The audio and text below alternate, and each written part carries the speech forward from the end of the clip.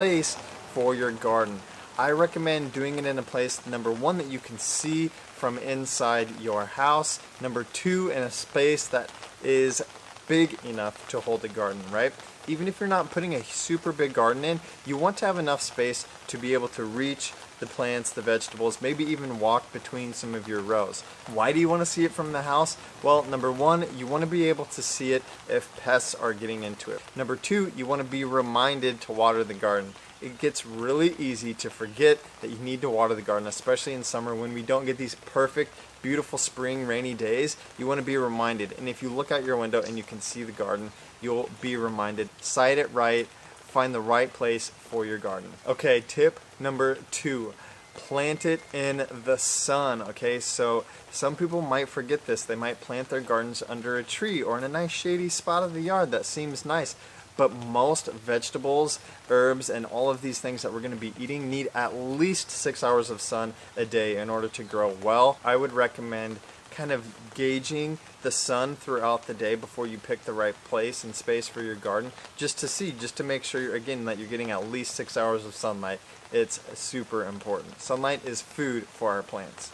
Number three, stay within reach of water. So, out at Aaron's grandparents' house where I planted the beds for Gramps, we didn't have a hose spigot out there, and it was almost impossible for me to carry buckets of water out there, but there's no way that Gramps was going to be carrying 5-gallon buckets of water. So what we actually did was we ran a hose spigot out there and popped one up, but that's not something that everybody is going to want to do. So I would recommend putting your garden in a place that is accessible to water. It's nice to have a hose that you can just grab and hook up, sprinkle your garden, water it up real nice, hang it back up, and go in the house. If you're having to lug water, jugs, buckets, or whatever, it's going to be a pain in your back for sure. So stay close to water. Tip number four, what I think is probably the most important, soil composition. So consider the soil that you're planting your garden bed into. In my opinion, you're going to want to build a raised garden bed so you can implement whatever kind of soil and nutrients and supplements basically for your soil that you want. So this includes a number of things that I will talk about a little bit here. This is 50% compost, 50% topsoil. I've also put in some coconut coir. You can also use peat moss. Now peat moss is very similar to coconut coir. It comes in these big bundles. It's really lightweight stuff. It's going to add some air, some fluffiness to your soil. You can also add sand. This is basically just going to be really nitrogen rich, really mineral rich for your soil. Again, it's going to be food for your vegetables. So if you look up close, you can see some really dark soil. That's going to be the worm castings. You see a little bit lighter soil. That's going to be our compost and topsoil. And then you see this light brown stuff. In fact, here's a chunk of that coconut coir, and you can see it kind of burst open and break open. It expands like crazy when you get it wet. It turns a little bit darker like this stuff here, but it expands and it holds a whole bunch of water, and that's what you want. You want something that's going to hold on to that moisture within the soil, especially when it gets to be, you know, 85, 90 degrees in the summer. You want something to hold that moisture in. Soil composition is so important. If you have bad soil, you get bad growing, bad tasting vegetables, nutrient void vegetables. They get everything from the soil. So you want good soil in order to get good vegetables. We have experimented with putting mulch in between our garden to keep the soil a little bit more moist. Again, it also kind of deters squirrels and things because it's not super easy to dig in mulch. Also, if it's going to be super hot, like it does get for us in like August and September, that mulch will help to keep that soil moist. So we put mulch on top to help with moisture levels of the soil. And now it stays super good and dark and black. Golden. Tip number 5. Think about containers. Okay, so I just mentioned using a raised garden bed model. Now this is technically a container. It's a huge one, but it's definitely a container. If you live, say, in an apartment somewhere and you don't have any yard, you can actually plant your vegetables in pots or wide containers, set them in the window, and have your garden there. If you have the space, I would definitely recommend a raised garden bed or even some pots outside. There are 6 of these garden beds. These are 8 foot long and 4 foot wide. They're about 20 inches high. I think that's plenty high for Gramps to be able to bend over. They hit right at about my knee. Depending on your budget, you may not want to build them super big or super tall. The taller you build them, the more expensive the lumber gets, the more soil you have to add in. Again, if you're building an above ground raised garden bed like I recommend you do, I would suggest building it 4 by 8 foot. Dimensional size lumber is going to start at 8 foot. So if you build your bed 8 foot by 4 foot, you buy all 8 foot lumber and you only have to cut the 4 foot sections one time. So it saves you time, it also saves you money. So I would suggest building a bed that's 4 foot by 8 foot. So if you can't tell, a DIY is like my thing. I've been like a DIY master since day one, and a lot of people ask, how did you learn how to do this? How did you learn how to be handy? I would recommend something that we've recommended before, and that is checking out a site like Skillshare. If you want to be like Napoleon Dynamite and you need more skills, definitely check out Skillshare. It's less than $10 a month. They have a plethora of courses on how to do just about any and everything. Whether you're editing photos, editing video, planting a garden, or building something, Skillshare is going to have a course for you. So thank you to Skillshare for sponsoring this video. They have agreed to give the first 1,000 people to click the link in our description below a 2-month free trial. Highly recommend Skillshare. Okay, tip number 6. You're going to want to pick your vegetables wisely. So you're going to want to do your homework. You're going to want to evaluate the amount of space that you have, and you're going to want to pick your plants wisely. Also, if you live in a climate like ours, you're going to want some super hardy plants. So your leafy greens like kale and some other frost-resistant plants are going to be what you want to plant. Here is what we've got. Lacinato kale. We grew this last year and we had so much we didn't know what to do with it. Love it. Dwarf blue curled Scotch kale. I just call it curly kale. Spinach. Last year I actually started it way too late, so we didn't really get any harvest of that, but we're gonna do spinach. Lettuce, gotta love it. Pretty versatile, amazing. And arugula. I always like to put a little bit of that in my salads just because I like the spiciness. Heirloom tomatoes, oh my gosh, one of the best things about summertime. So now that you guys have your beds built, your soil in the beds, it's time to plant. Now this is something that Erin has actually done very well in the past. She enjoys planting. It's a relatively quick and easy job, but it's so rewarding again because you get to put your hands in the soil. This is an ancient practice, right? Planting seeds, watching them grow. So if you guys are gonna plant seeds, we recommend doing so as soon as possible. Where we are, again, it freezes in the winter and you don't want to plant unless if it's still gonna freeze, because you're obviously gonna kill your little sprouts. Now some things are like able to deal with the frost, like some kales you can plant earlier, but again, you'll have to hop online and search the planting zone that you're in and see what time and how early you can start your seeds. So planting seeds is super simple. You kind of just cut a trail with your hand and you drop those bad boys in. Now I recommend spacing these at least 6 inches apart, if not like a foot or 2, depending on the space. I would always recommend having more space between because it's just going to make it easier to, you know, pluck weeds and get in there and just keep your garden nice and manicured. So the more space the better, but if you're working with less space, I would say still do at least 6 inches.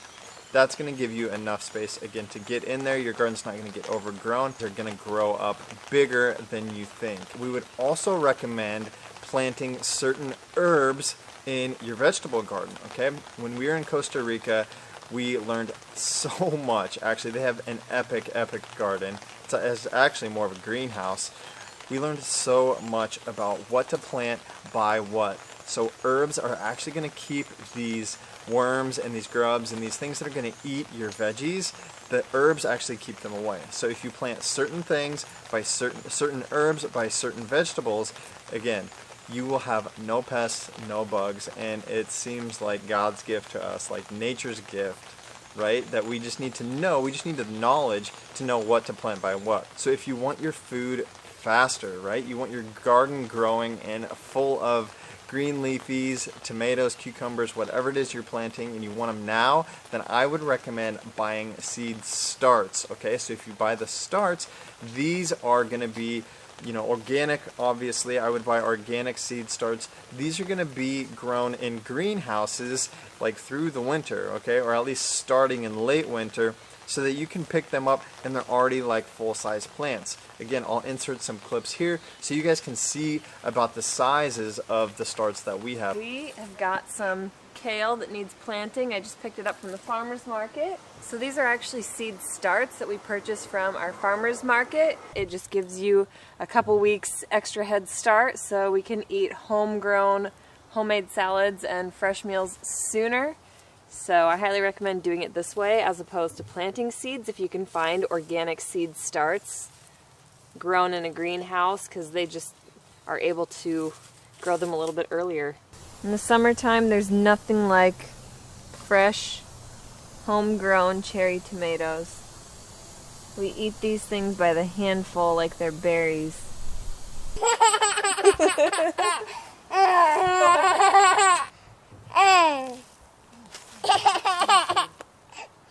Look up a local nursery or greenhouse near you and see if you can't find your seed starts. Now, we actually buy some of ours from our co-op, which is also a grocery store. Again, everything's organic and grown locally. Also look into your local farmers markets. A lot of the farmers that come to your local farmers markets will offer seed starts, and before they're selling fruit, they're probably going to be selling those starts at the market. Now, we obviously recommend doing everything organic. That means buying organic seeds. Some people think that any seed is okay as long as you don't put pesticides on the plant. That's not true. A lot of the non-organic seeds have been genetically modified, or they come from genetically modified plants. That's not what you want. We don't want GMO foods. We want all organic, especially if we're growing it ourselves. So definitely buy organic seeds. Again, I would recommend checking out your local co-op, your local farmer's market, and or worst case, you can buy organic seeds on Amazon. Aaron is our master planter,